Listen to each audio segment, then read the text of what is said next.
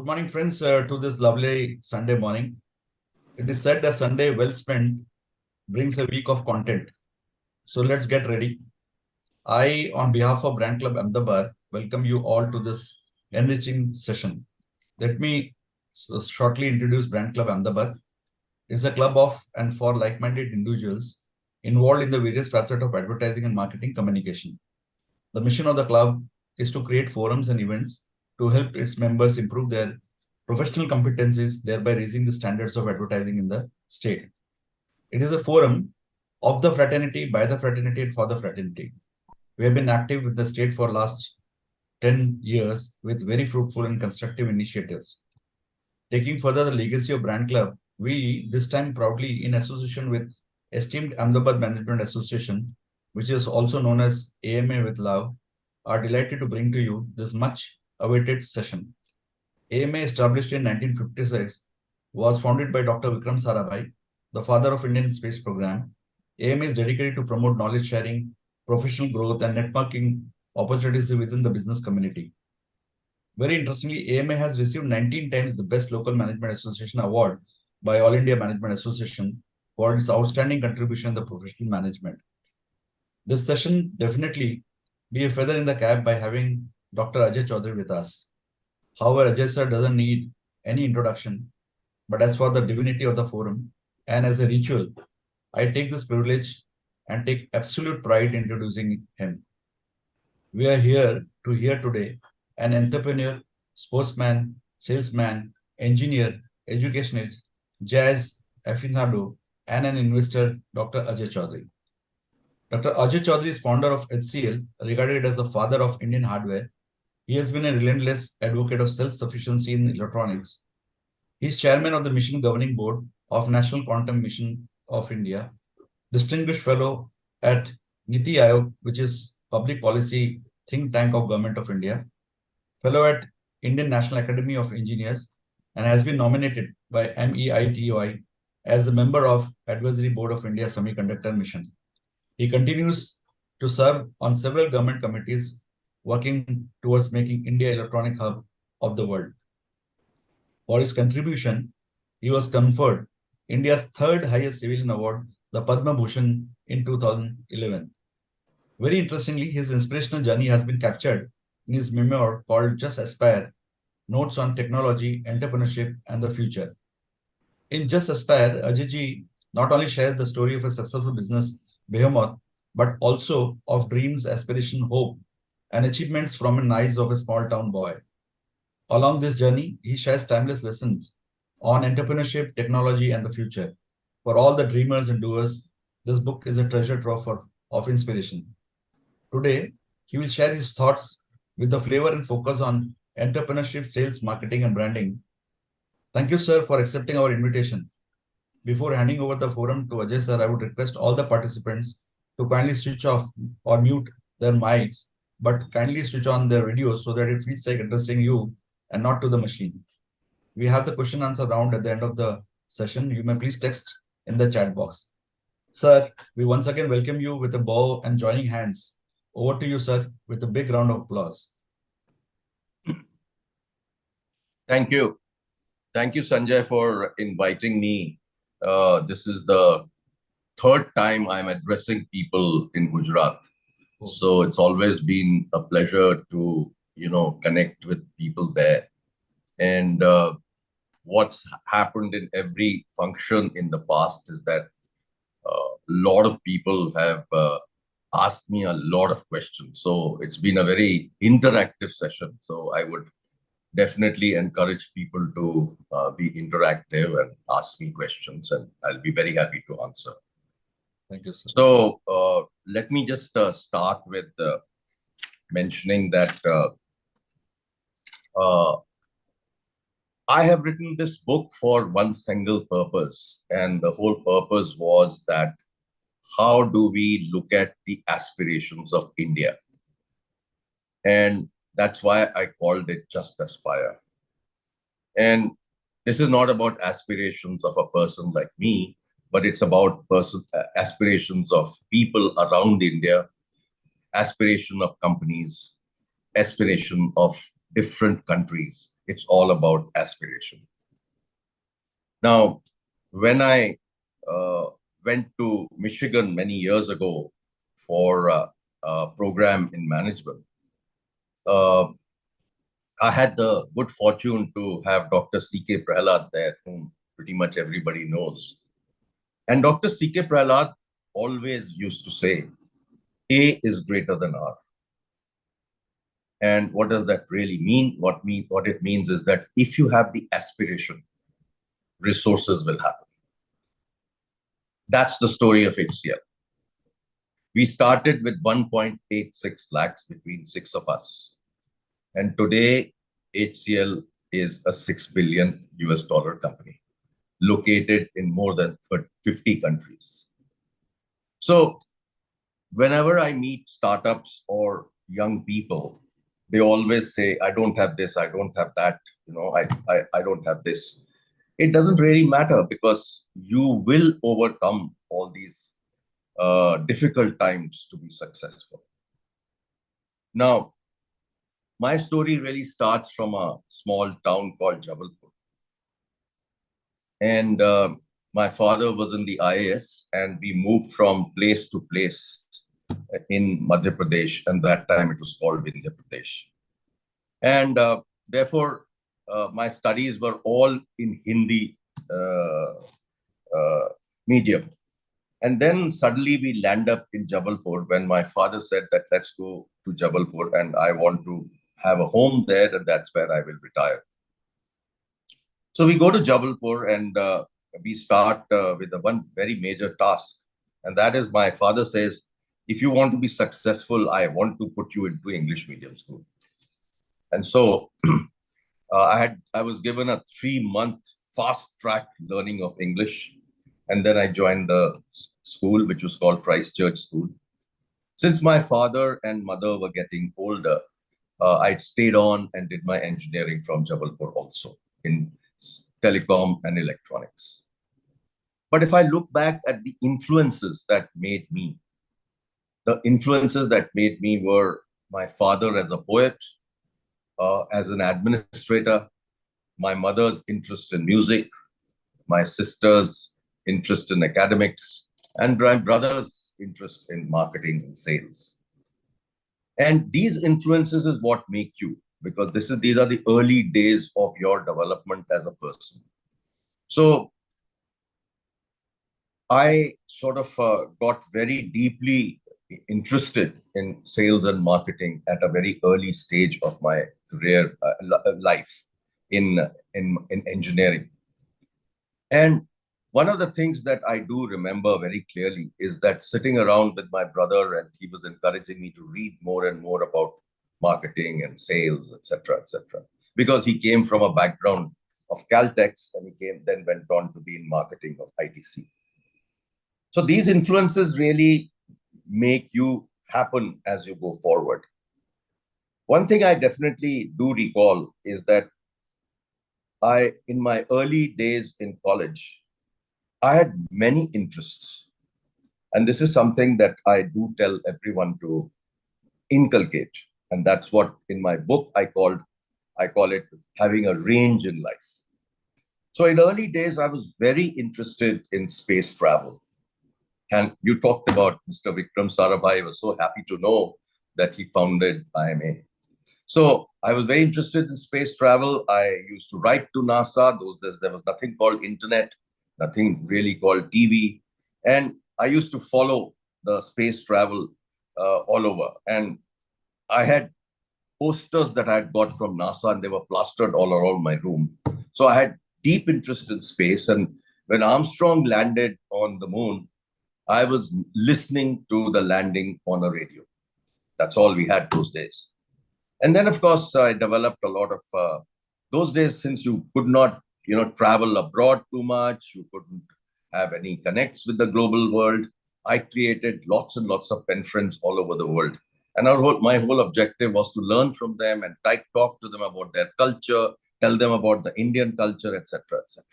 So that's how, my initial interest developed. And of course, I had great interest in music. I started sort of doing a little bit of singing in school and college.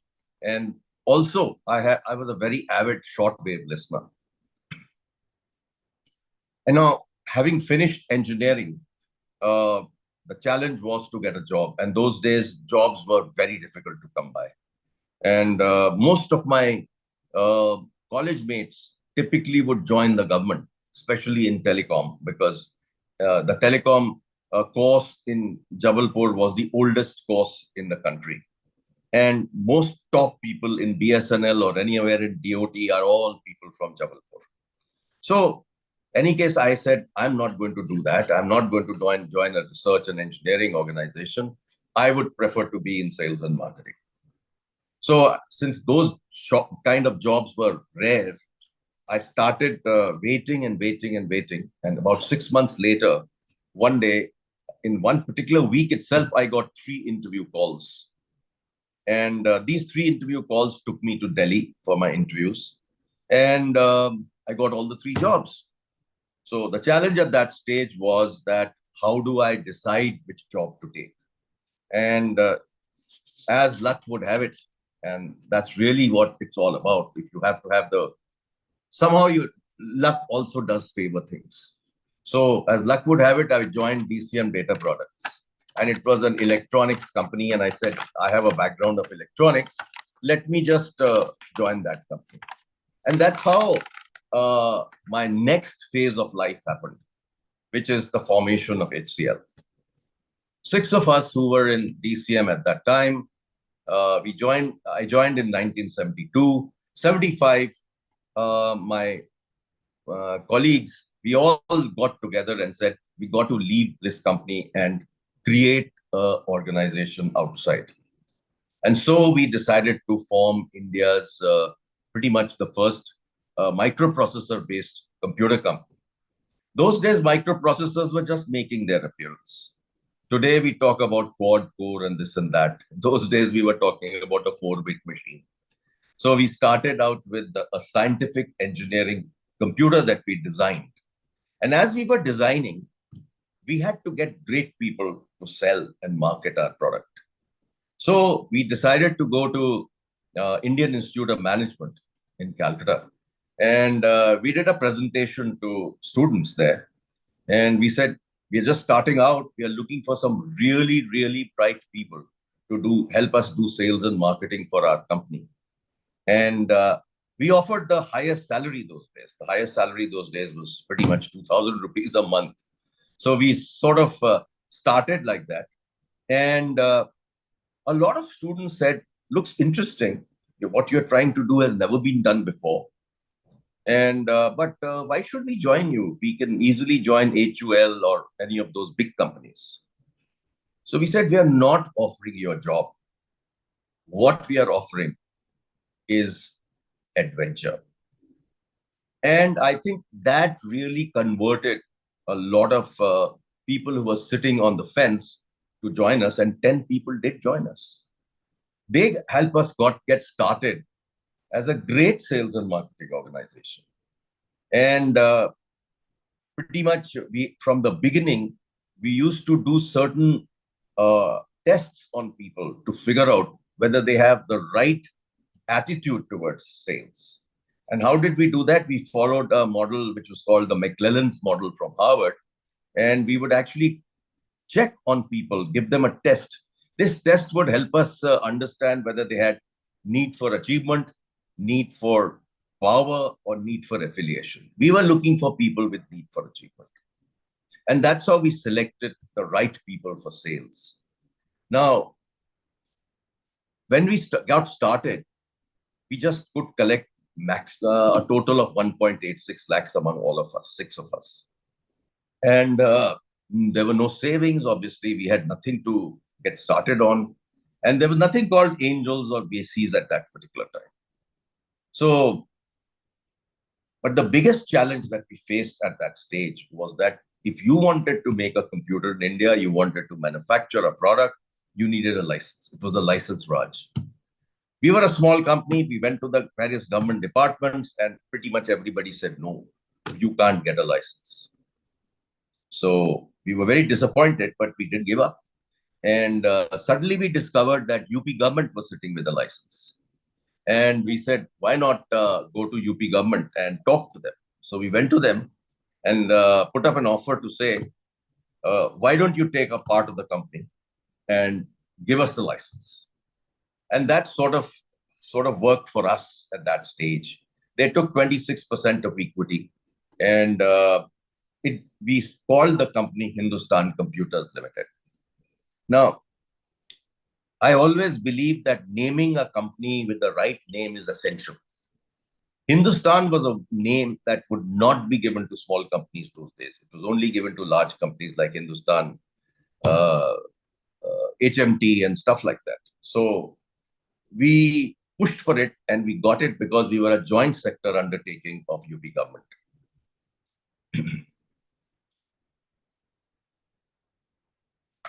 Having got that terrific name, and we were just developing the product, we said we don't have enough money to last for next 1 year.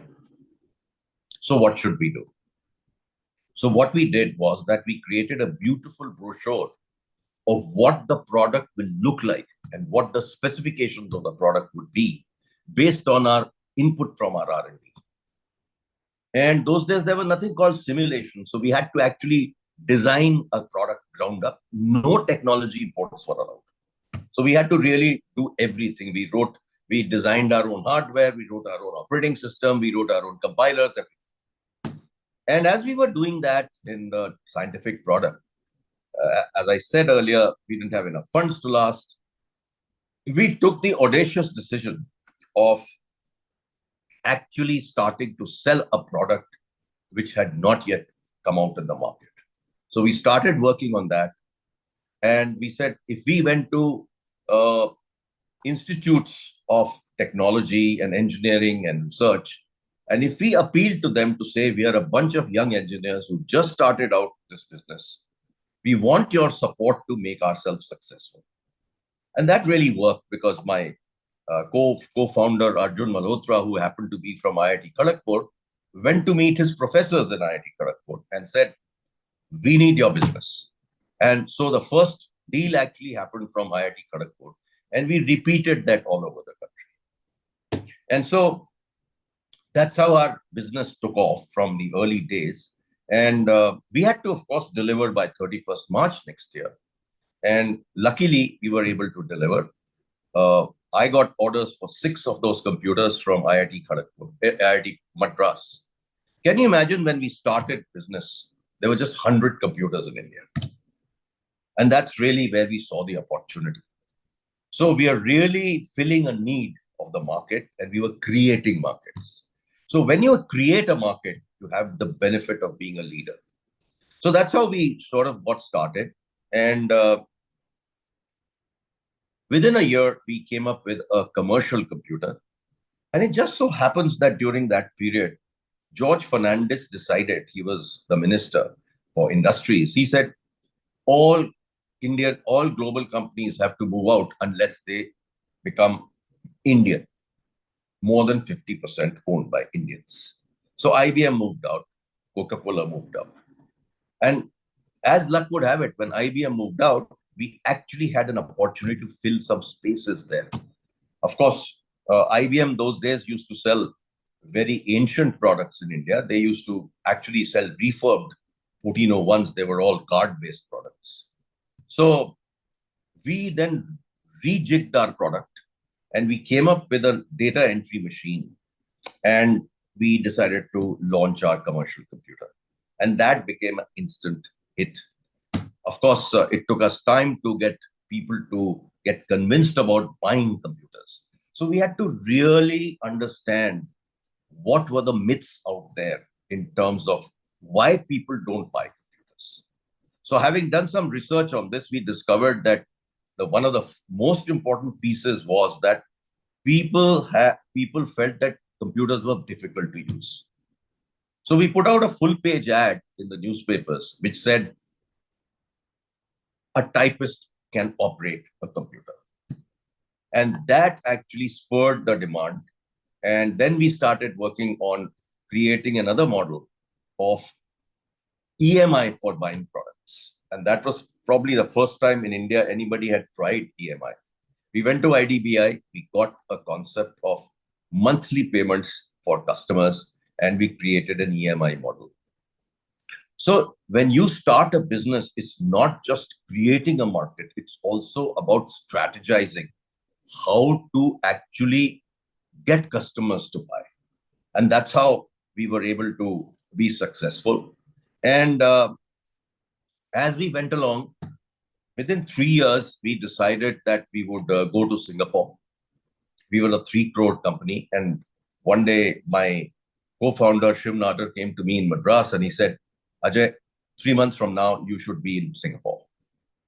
So we took our manufacturing operations from India and took it to Singapore. And those were very early days. There has never been any other company in the country who's tried to make hardware and sell computers abroad. We are the only company that attempted to do that. And we were pretty successful because we didn't have enough money to last even in Singapore. So we said, unless we sell $1 million of computers in 6 months, we won't be able to last. And we did that. So these are the kind of risks we took. These are the kind of challenges we took. And we became successful. And I must tell you that within 10 years of starting, and we had competition that time. We had competition from big boys, DCM, ORG from Sarabhai's from Gujarat. We had Tata's, Nelco, and international companies like ICL. And despite all that, we became successful. And 10 years from starting, we became the #1 IT company in the country. Now, let me just step back and tell you about Singapore. I went to Singapore, and at that stage, if you were in Singapore, everybody used to think that Indian is the corner shop guy. They had no respect for Indians.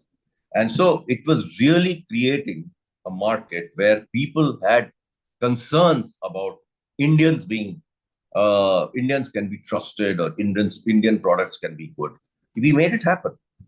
And from there, we started expanding into other countries. And we actually bid for certain contracts in China. And we won our first contract against 23 competitors from United Nations. And having won that contract in United Nations, we never looked back. We started selling a lot of product into China. So let me tell you a little about my experiences in China. Chinese are supposed to be the greatest negotiators you can ever find. So as we went to China, my experiences were that if you, for one particular time when we were actually negotiating for a deal, there were 12 people sitting the other side of the table, just 2 of us this side. And after about 3-4 hours of presentations and discussions, one of the Chinese guys got up and went to the board and wrote a price and said, this is the price we want, which was about 50% of the price we had quoted. So there was no way we could accept. But then we said, this is not possible. We just got up and left. Until about 9 in the evening, we never heard from them. So we said, okay, this bid is gone. And then suddenly we get a call at around 9 o'clock. And they said, please come tomorrow morning. So we went there again in the morning. We again had a discussion. We tried to convince them that what we were offering was tremendous value.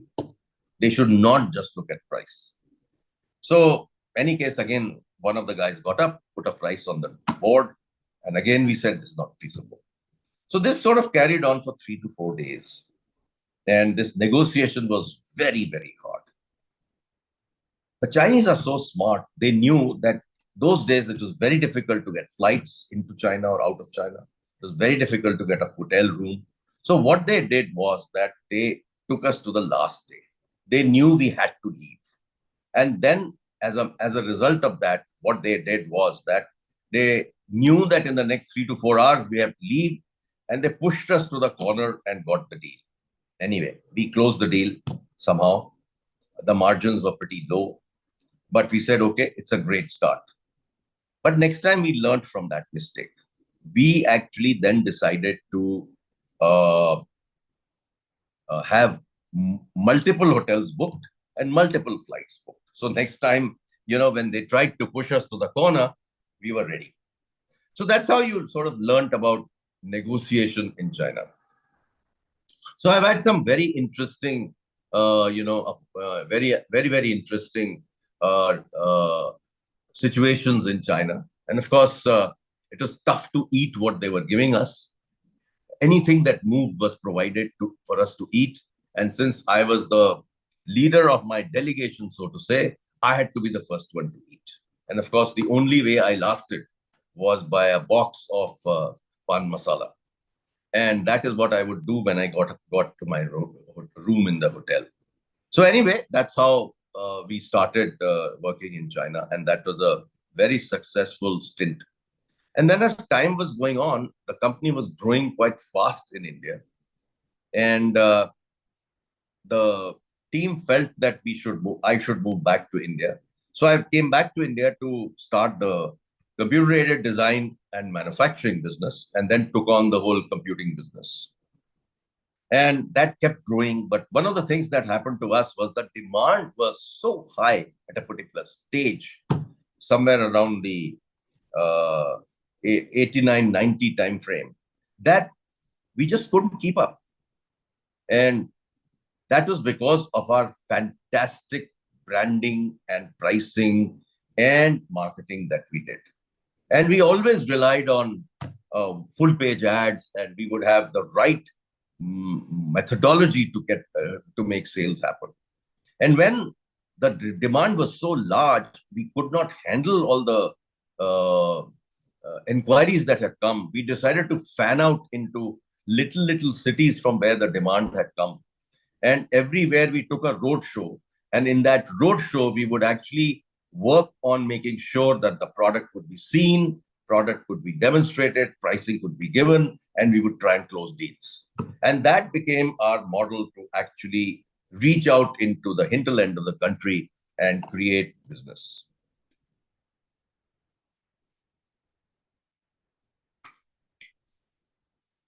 At that particular stage, we decided that we needed to expand away from just computing.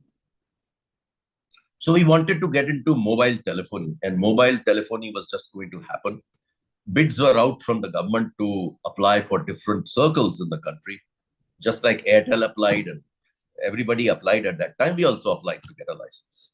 And we applied for a Chennai license along with Singapore Telecom. Just so happened that we got it. And we would have been in the telecom services business today. But Singapore Telecom at that stage backed out. And they said, we are so busy doing what we are doing in Singapore and China that we just would not be able to support you. So that way, our mobile telephony dream was shattered. And these are things that happen to you in your life and in your company all the time. There'll be ups and downs in the business.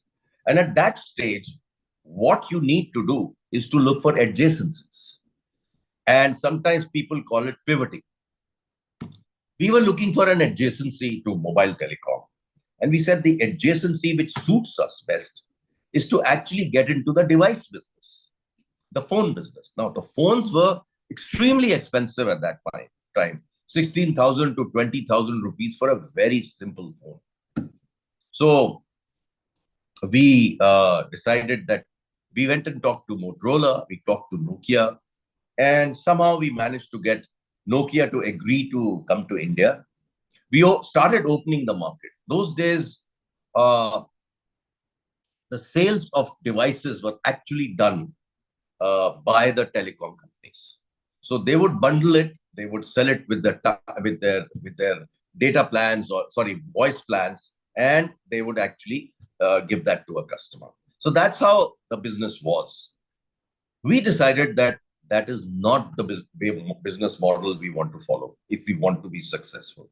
So we went back to Nokia and said, why don't we separate the device and the service? So they felt, yeah, it makes sense, but we've never done it anywhere in the world. We said, no, I think it's important to do that. But there were a lot of constraints in the market. So we then decided to even form an association of telecom. And that association we founded, which is still running, is ICA. And through that association, we went and influenced the government to change the rules of how uh, you know gross revenue was calculated. Those days, it was all combined. You actually had device and service together, and we got that converted. We got the duties reduced on telephones. We got VAT reduced in many states.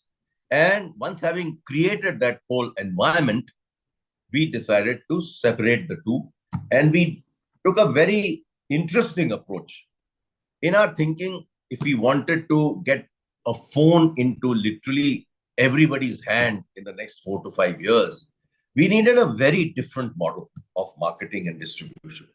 So we said, why don't we adopt the FMCG model?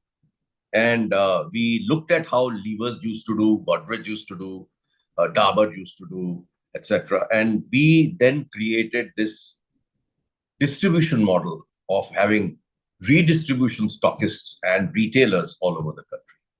And we, at one time, finally, we had 110 redistribution stockists, and we selected those stockists from all FMCG companies. They never knew how to sell a phone, but we taught them how to do that. And they had salespeople who would actually be able to, convert the business and get very large numbers. As our business grew, we went from pretty much 0% market share to close to 70% market share, and finally 80% market share for Nokia. And the rest is history, because then Nokia faltered and they lost the market in India. But by that time, we had actually created an 8,000 crore business. And that made us extremely successful, because we used to actually be able to sell a lot of phones per day. And one of the models that I adopted at that time, which I used to call the ODI model of sales, was that we, instead of having a monthly target or a quarterly target, we moved on to a daily target. And that exploded the market, because all our salespeople had a daily target. You have to sell so many phones a day. And what we used to sell in a month, we started selling in 1 or 2 days. And that expanded the market dramatically. And all our redistributor stockists, whom we really supported extremely well, they really appreciated what we do. So that's how, I learned about marketing, distribution, branding. And as HCL started to grow, we figured out that if we needed to be more successful, we just can't be dependent on imports of components for computers. So we again went to an adjacency. We actually decided to sell computers in China and in the United States based on the McKinsey model. McKinsey came to us and said, you have a great product. Why don't you take it to America? It's like taking coal to Newcastle. But we went and set up a hardware manufacturing plant in Silicon Valley. And we were very successful. We got a lot of business. But unfortunately, one particular part of our product was not acceptable as per American standards, which was the power supply. And therefore, our business completely vanished. We had close to $25 million worth of orders, and all of that vanished. So what do you do at that particular stage? And again, we pivoted from hardware, we went into software. And we said, what is our great capability in our company? Our great capability was R&D. So we decided to create an engineering and R&D software capability. And we went into R&D of different companies like Hewlett-Packard, and we offered them engineers to actually work on their hardware. And that's how we moved on to software. And as we started to grow the software business, we were able to balance the import and export. And then the software business, we felt that all companies who were around us, like Infosys, etc., were much ahead of us in software. So the way to catch up with them was to actually start to buy companies. So we had gone for a listing. We had enough funds available with us. We decided to buy companies, and we actually bought close to 12 to 14 companies. We bought this big SAP company in England for $800 million. So these are the kind of audacious decisions we took to grow. And today, HCL is the fourth largest software company. We are ahead of Wipro. Wipro started software much earlier. So that's how we grew our business. Now, I would like to talk about my personal passions. And one of my passion was that uh, India has to be an electronics country. And I worked with the government. I wrote many reports. And the first thing that I had written in one of my first reports was, at some stage, the oil bill will be, so the electronics import bill will be higher than the oil bill. And you look at what's happened today, the import of electronics in the country is phenomenal. And so for many, many years, I was an advocate of setting up fabs in India, and semiconductor manufacturing had to be done in India. And everybody used to tell me, and all the people from the US would tell me, why do you guys want fabs? You should be very happy doing design and designing chips for the world. I felt that that was not good enough. And actually, during COVID, we all realized how important semiconductors are. And I do remember one of the American Senate people saying at one stage, 5, 6 years ago, that the next wars will be fought with semiconductors. In the last 5 years, I'm very happy to see electronics happen in the country.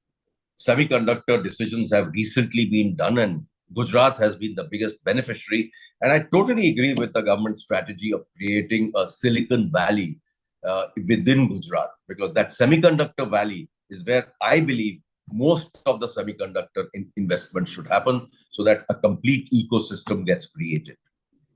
And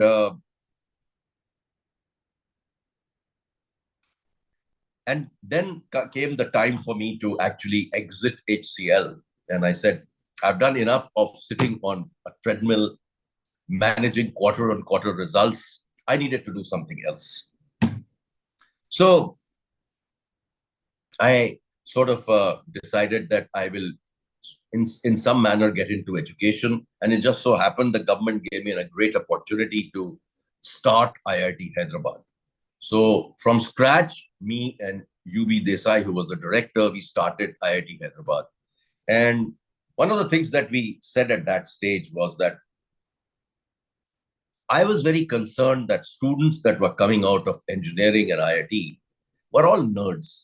They were not, uh, well-rounded human beings. So we created a completely new model in IIT Hyderabad. The first thing that we did was to create a minor in entrepreneurship. And I got a lot of practitioners to come and teach in Hyderabad. I used to teach for close to 7 years, and I used to teach the first class in entrepreneurship on why should you be an entrepreneur. And so that's how it all started. And then we also created something called fractals, where students could choose subjects that were completely out of engineering. So it could be music, it could be astrology, astronomy, it could be drama, it could be economics, literature, everything. And we felt that, and we gave small credits to each of these. And we said, excuse me, we said we must ensure that students learn to do different things. And that really helped us to create a new environment in IIT Hyderabad. Later on, I went to start IIIT Naya Raipur, and that also we created as a brilliant organization. So I learned a lot about teaching and education those days. But parallelly, I was also investing into startups. I became a board member of Indian Angel Network, and I started investing in a lot of startups. Today, I have close to 60, 70 startups in which I have invested. I've been mentoring startups and helping them for a long time. And I'm also on a couple of VC boards within IIN and outside IIN. So that's been the journey. One of the things that I've always believed in, and this is something that I tell all the startup CEOs, that if you want to be successful, you have to be a great salesperson. And so salesmanship is something that I strongly believe in. And if you look at my book, you will find 3-4 very interesting chapters. One chapter is called Salesmanship, the art of living. And I really sincerely believe that that's the way you have to live. If you're not a good salesperson, you can't be successful in business. Number two, I also have written about my experiences with entrepreneurship. So there's a complete chapter on entrepreneurship. And then there's a third very important chapter on how to manage people. And it's called the people tree. And this people tree chapter gives you a lot of insights on how I managed people. Because from 6 people in my hardware business, we grew to 10,000 people. And the software business from 30, 40 people grew to 200,000 people. So how do you actually manage people? The hardware business was a very low margin business. So we could not pay, very, we could not pay very high salaries, but we still were the number one employee satisfaction company for 6 years. And that's because we created a culture where people stayed with us and loved to work for the company. And that culture is what helped us create the company in a brilliant way. And the last thing that I would like to talk about is that I've been always very interested in futurology. So from a many years, I've been following a futurologist called Ray Kurzweil. And Ray Kurzweil, I actually met in the US many years ago. He's one of the pioneers of artificial intelligence. And then I happened to meet him at Bill Gates' home, where Bill Gates had invited a few of us to his home. And at that place, I again touched base with him and found that he was doing some amazing stuff. And he had written a book which I had read already, which was called Singularity is Near. What does singularity mean? Singularity means that at some stage, the computers will overtake the human brain. And he predicted that this will happen somewhere around 2045. And incidentally, he's just writing his new book, which is called Singularity is Nearer with AI. And I've already pre-booked the book. But I did hear his podcast on that book. And it's very interesting. He's now saying that by 2029, computers will overtake the human brain. So this is something so amazing. And what is going to happen, as for him, is by 2045, artificial intelligence will actually merge with the brain, and it will add actual intelligence to the brain, and the systems will talk to the brain. And that way you will expand your scope of thinking and doing. So that's when he says absolute singularity will be achieved. These are all things that are predicted. Predicting the future is a very difficult task, but that's what a lot of them do. But it's been a very interesting journey. And now I'm deeply involved with recreating the electronics industry through my foundation called EPIC. And our whole objective is to recreate brands in India, because a lot of electronic brands have vanished. And the reason why they vanished was that the government policies did not support design and manufacturing in India. So that's something that I'm again trying to influence and make happen. And I believe that the country must move from being a services country to a product country. If we want to be a Viksit Bharat by 2047, we just can't be in services alone. We need to move away. And as you can understand, with Gen AI happening, GPT-4 happening, what will be the impact on the software business, which has been the bulwark of our exports? $250 billion industry that's been created already has headwinds. Do you need to do programming anymore? Can your BPO business succeed anymore? Can your other services businesses succeed with all the costs going up in India and are much lower costs in other countries? Business will move where the costs are lower. So if you don't add value in India, your business is going to be short-lived.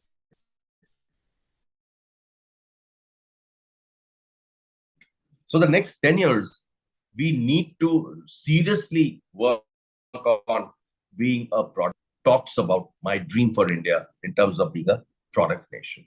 And I do believe if we want to be successful and get out of the middle income trap, we need to grow exponentially.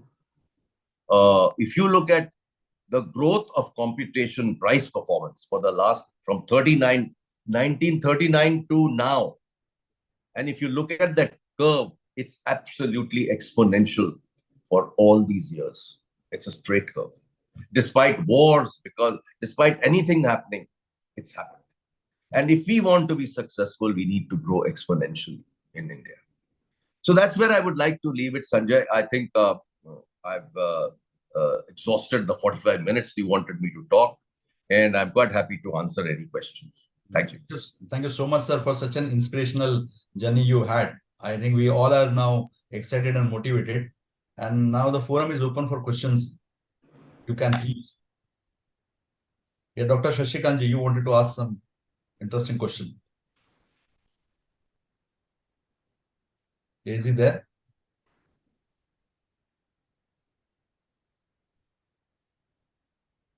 Okay.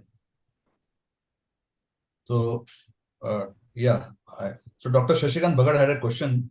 He said, "What gaps you think that academy and industry have, and should we fill it up with help of India to become the third largest economy?"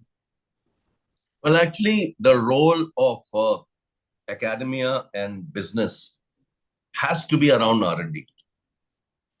Our investment into R&D today from the private sector is really, really poor. We need to change that, because unless we move to being a product nation in everything that we do, you have so many pharmaceutical companies in Gujarat, for example. I mean, do they actually create molecules? We are creating generic drugs. We have even given up the idea of APIs to China. Now everybody is thinking we must bring the APIs back. But if you look at one of the industries in Gujarat, you are the largest diamond cutting nation in the world. But all services, where is the real value in diamond cutting? It's the real value lies in people who make the diamond cutting machines, not just cutting diamonds. So, this is really where we should be as a country, and academia has to play an extremely important role. I think what we should see and do is that around different universities, we should create startup villages and design villages, where education teaches students how to design products. Today, if you look at the curricula of most engineering colleges and even all IITs, nobody teaches how to make a product. So that is the role that education has to play. Okay. Yeah, so I think Devang has a question. Devang, please.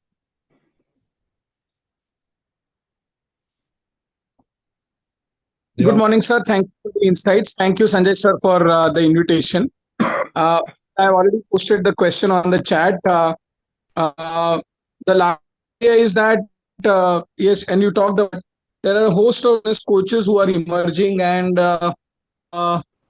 trainer turned coaches or accredited coaches also. Do you want to share insight how can corporates leverage the benefits of coaches for the entrepreneur and the tech development that we want to see in the nation, sir? Any brief insights on that, sir? Thank you, sir.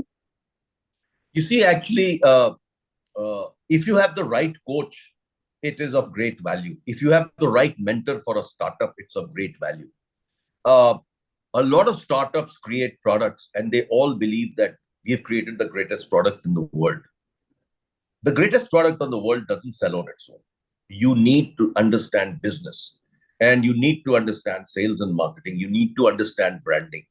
And when we looked at some issues like this in HCL many years ago, we went after creating a branding exercise which lasted about 15 odd years. And we felt that we needed to brand HCL around certain values and around certain deliveries that we do. And initially we started with print, and then we went on to do on television. And when we went to television, we created one particular campaign which was called 0 and 1, and which people didn't really understand. When we had to rejig that campaign, and we came up with a more human approach to the campaign and we made it humorous and we made it very emotional, it started to work. So all of these things are something that organizations don't know on their own. And if they get some good coaches and good mentors, they will be able to get that input. And I think that's very important for people. But make sure you get the right coach. Great. Gopi, you had a question, right? Yes, Sanjay bhai, thank you for putting this session together. And Ajay ji, it was marvelous. I mean, I'm just speechless about how your incredible journey you have lived through. So I have one question that can you throw some light or give your views on how intellectual property rights are important while building any business? Absolutely critical. I have been a great advocate of creating your own IP, and India is extremely weak in creating IP. And the challenge that I see among many startups that I talk to is that the patent process in India is extremely slow. People have waited for 2 years and 4 years to actually get a patent.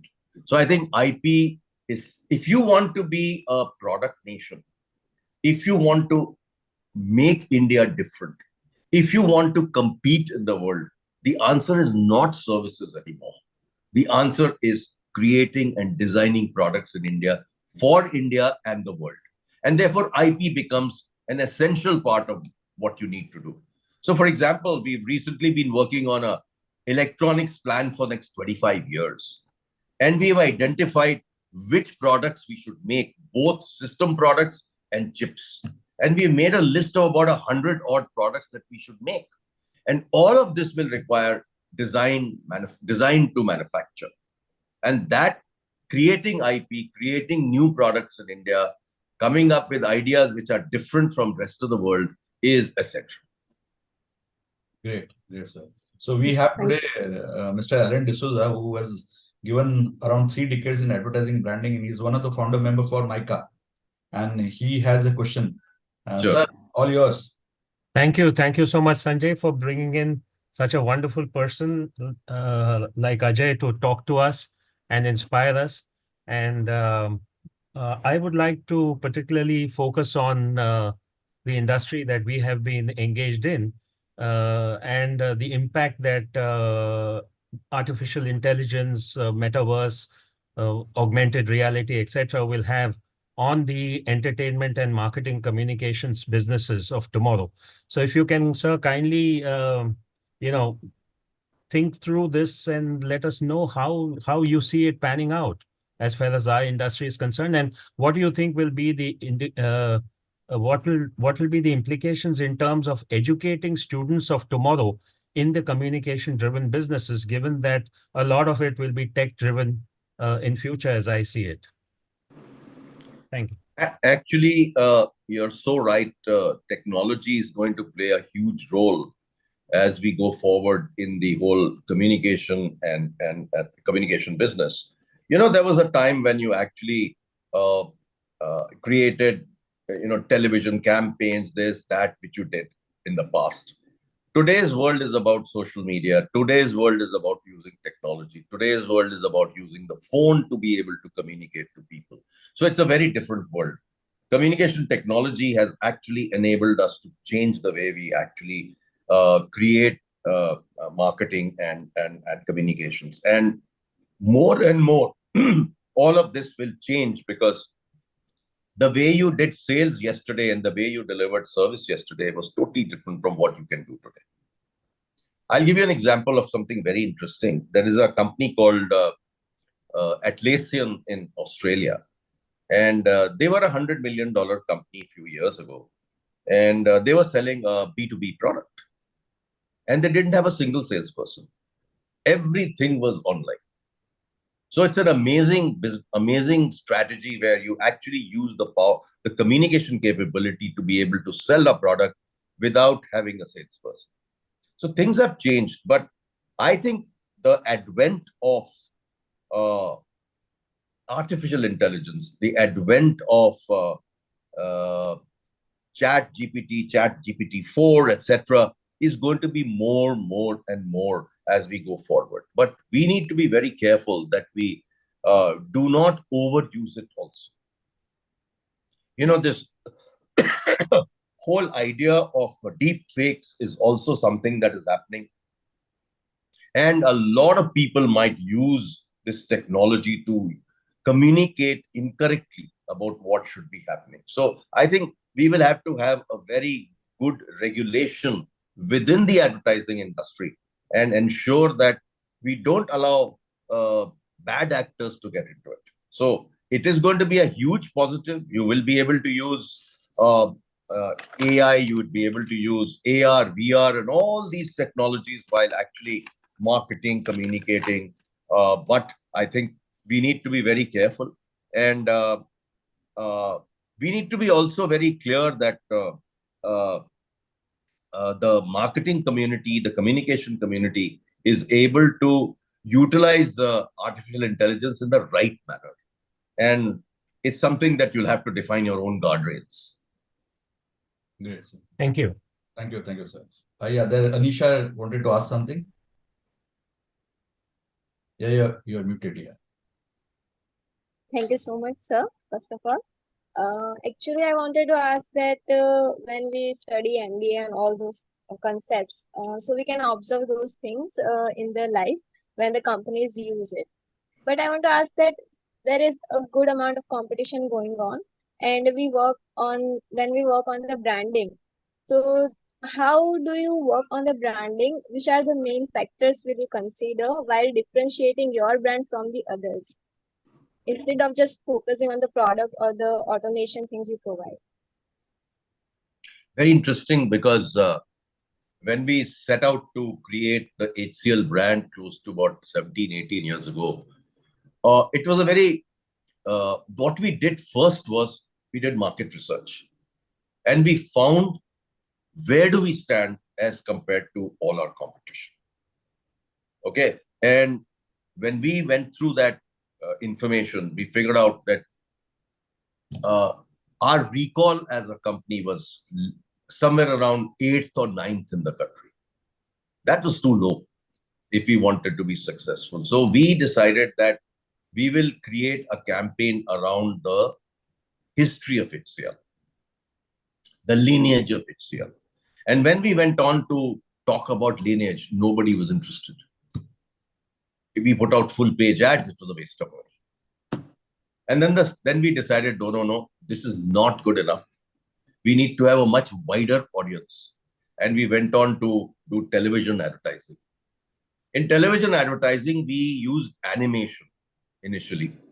And we had two characters. One character was 0, the other character was 1, typically for binary of computing. Nobody understood. So, you have to be able to create a brand campaign around what you believe will be of, which will differentiate you, definitely. So then what we did was that we said, okay, these are the 6 things we do really, really well and better than anybody else.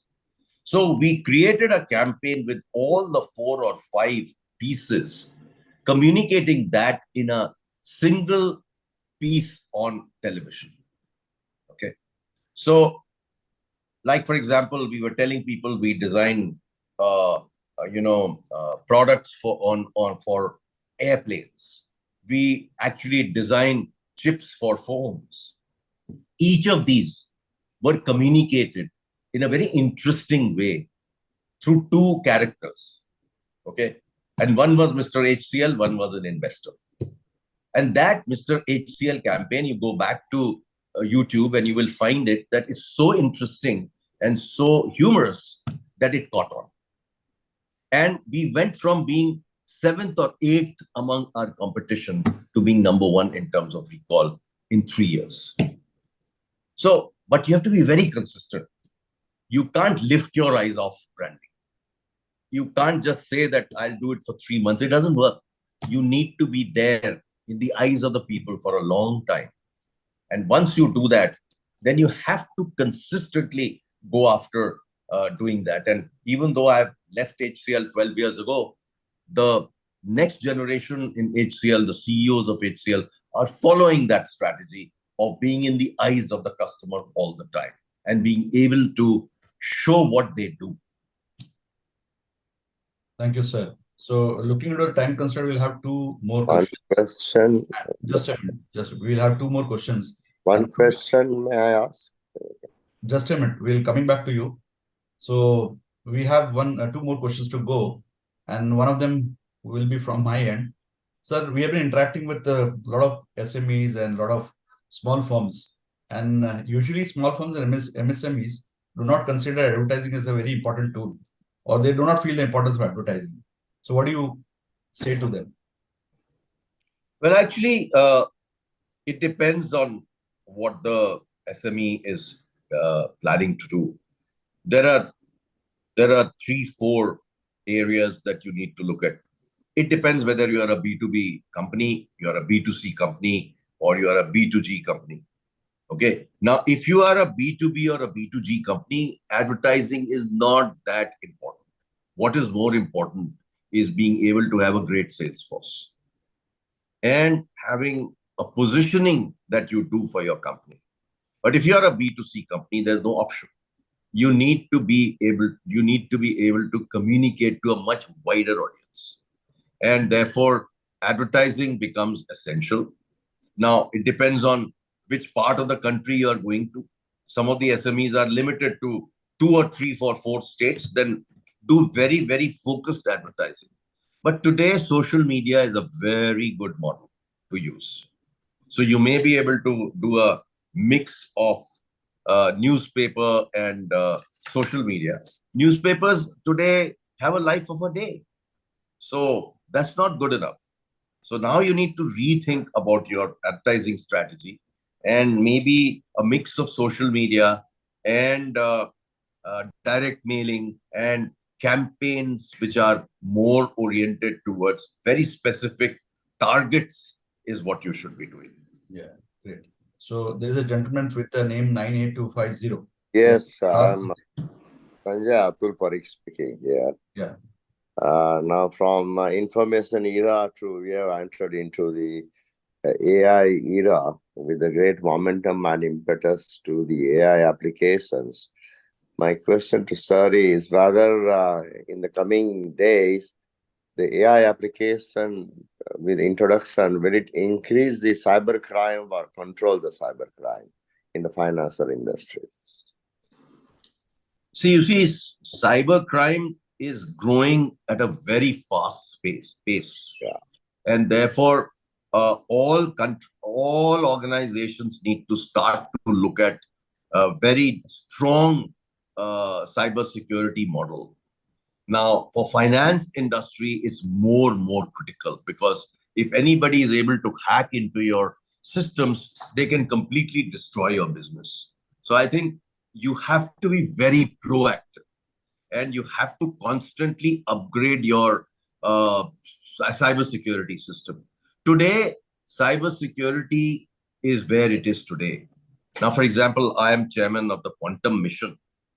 Just imagine when quantum computers come around in a big way, they'll crack any cybersecurity.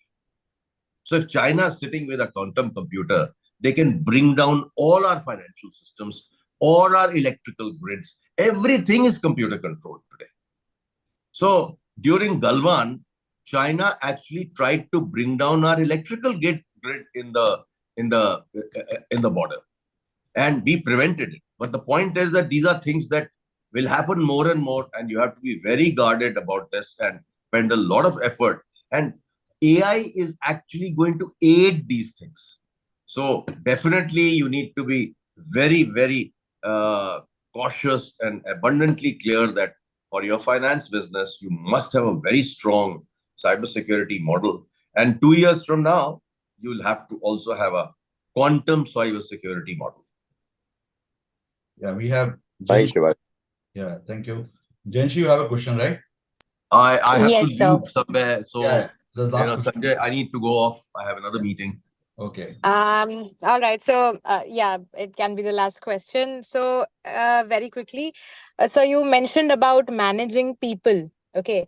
So, when you hired some of the senior members in your sales team, what were the values or the kind of skills that you looked for when you hired them? As I said earlier, what we were looking for is need for achievement. And I think that's something that you can learn to do through this McClellan process that we followed, where you actually gave people a picture and you said, okay, write me a story. And when they wrote the story from the words that you use, we were able to figure out who had need for achievement, who had need for power, who had need for affiliation. And that is really what makes salespeople successful. The second thing is teaching them how to sell. A lot of people feel, I'm an extrovert, I can sell anything. I was an introvert. I learned how to sell. You need to learn how to sell. So I think that's something that you need to spend time on, and making sure that your sales organization is number one, selection is right and training is right. Great, sir. So we have Mr. Umesh Dixit, the Executive Director of Ahmedabad Management Association. Sir, over to you for a vote of thanks, please. Umesh bhai. Thank you very much. On behalf of Brand Club and the Management Association, we are very much thankful, Ajay ji, for your valuable time and insights for all of us. If I can say it in my way and my style, is that we got to learn a lot of Vijay Yatra of Ajay Chowdhry ji. So Ajay to Vijay, and this HCL means a lot of us. It is a humanistic company. It capitalized the entire trends of technology and leverages the leadership within the country. So we are very much proud of this company, having you here on board with us on Sunday morning. It really went off very nice. Thank you very much, all the participants and all those who have supported. Thank you very much, Sanjay ji. Yeah, I look forward to have you again, sir. Okay.